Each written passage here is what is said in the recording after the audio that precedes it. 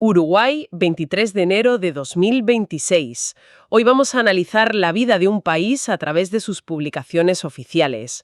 Una radiografía que nos va a llevar desde las grandes decisiones económicas, como una emisión de deuda de miles de millones, hasta el detalle más minucioso de la fijación de salarios. Nos asomaremos también a la vida cotidiana, con edictos matrimoniales que parecen de otro siglo y una lista de multas de tráfico que es, de verdad, para echarse a temblar. Y terminaremos en el campo, con la respuesta a una sequía y el registro de un nuevo cultivo con un nombre que, bueno, es alucinante.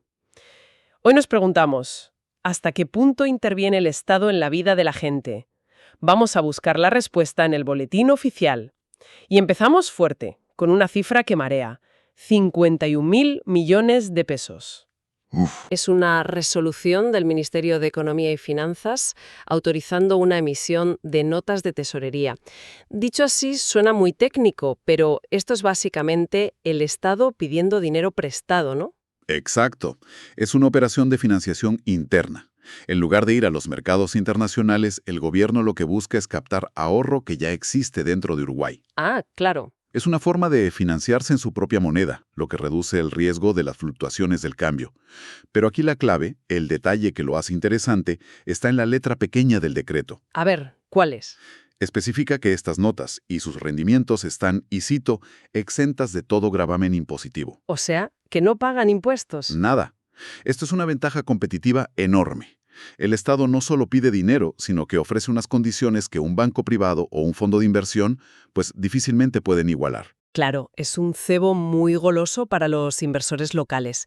Me pregunto, ¿qué dice esto de la estrategia del gobierno? ¿Es una señal de confianza en su propia economía? ¿De que hay suficiente ahorro interno para financiar al Estado? ¿O es más bien una necesidad porque no pueden o no quieren salir a buscar financiación fuera?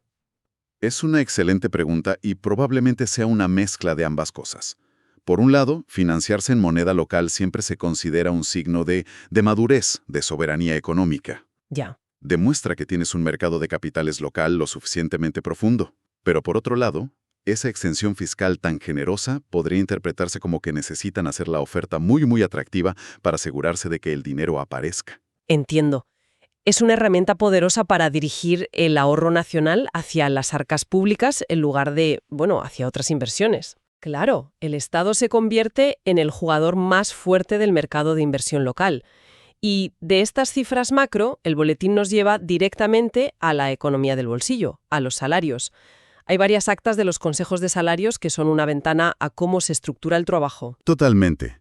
Este es un pilar del modelo de relaciones laborales de Uruguay.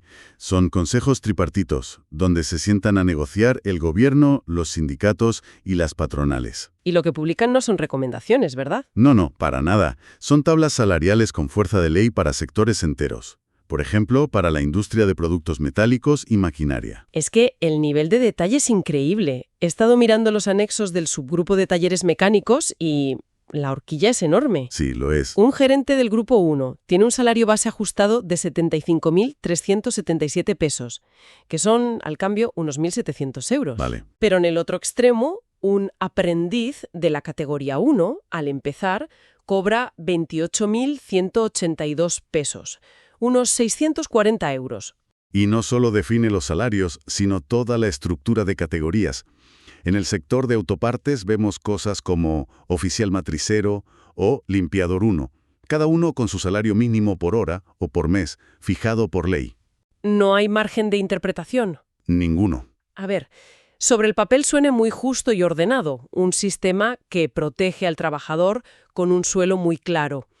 Pero un sistema tan rígido y detallado no corre el riesgo de ahogar la competitividad o de convertir la contratación en una pesadilla burocrática. Es el eterno debate, ¿verdad? Flexibilidad contra seguridad. Desde la perspectiva de la empresa, sobre todo la pequeña y mediana, esta rigidez puede ser un corsé. Claro. Condiciones del mercado. Pero desde el punto de vista del trabajador y de la cohesión social, ofrece una seguridad y una claridad inmensas. Reduce la arbitrariedad, limita la conflictividad laboral porque las reglas del juego son conocidas por todos y, en teoría, garantiza que el crecimiento económico se reparte de una forma más estructurada.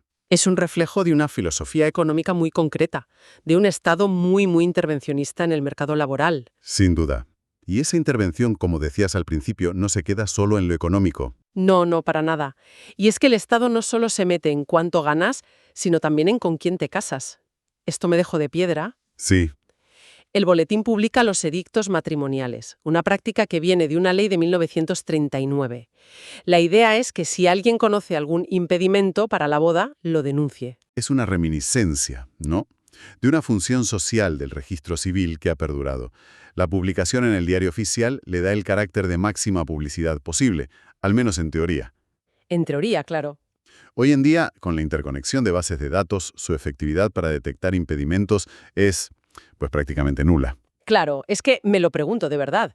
En la era de las redes sociales, ¿alguien se va a enterar de un impedimento leyendo el boletín oficial? Suena a algo completamente anacrónico. Lo es. Pero aunque su función original esté obsoleta, lo que sí nos deja es un retrato social muy curioso. Ahí está la clave. Es una cápsula del tiempo sociológica. Lees los nombres y las profesiones y puedes componer un mosaico de la sociedad uruguaya actual. Totalmente. Por ejemplo, he visto el edicto de Gerardo, un empleado cubano de 30 años que se casa con Eliane, un agente de logística francesa de 32. Fíjate. Es la globalización en un pequeño anuncio oficial. Y luego está la historia de las segundas oportunidades. Richard, un técnico en electrónica de 58 años, divorciado, que se casa con María Elena, una maestra de 59, también divorciada. Qué curioso. Hay empleados, docentes, estudiantes, jubilados, vidas enteras resumidas en 4 líneas. Es una exposición pública de un acto privado que hoy nos puede chocar, pero que nos habla de esa idea de que el matrimonio es también un contrato social, un asunto de interés público. Pero claro, el Estado no solo publica los actos felices como las bodas. La otra cara de la moneda, y vaya cara, son las infracciones. El boletín dedica páginas y páginas, un bloque enorme, a las notificaciones de multas de tráfico. Sí, los gobiernos departamentales como Canelones, Lavalleja o Maldonado publican listas interminables. Es la burocracia mostrando su cara más punitiva. Es que es una barbaridad. La cantidad es tal que te preguntas, ¿esto significa que los controles son increíblemente eficientes y no se les escapa una, o que la gente en Uruguay conduce a su aire? Probablemente sea una mezcla de las dos cosas. La infracción más común, por goleada, es el exceso de velocidad. Cientos y cientos de casos clasificados por cuánto se pasaron del límite. La proliferación de radares fijos y móviles en los últimos años ha disparado la capacidad de sanción de las administraciones. Y esto, como en muchas partes del mundo, ha generado un debate público muy intenso. Sobre si es por seguridad o por recaudar. Justo. Sobre si el objetivo principal es la seguridad vial o la recaudación. Vaya tela.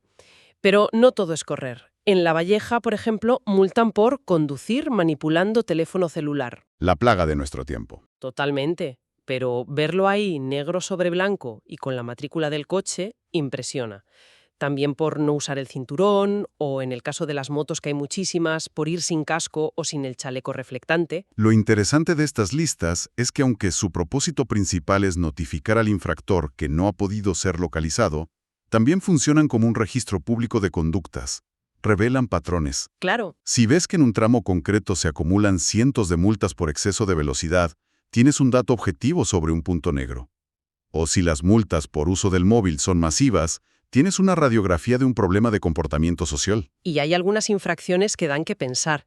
He visto una por participar en competencia vehiculares no autorizada. Vamos, carreras ilegales. Uf. Y casos de un mismo vehículo que acumula varias multas en un periodo corto por desobediencia a personal inspectivo e imprudencia en manejo.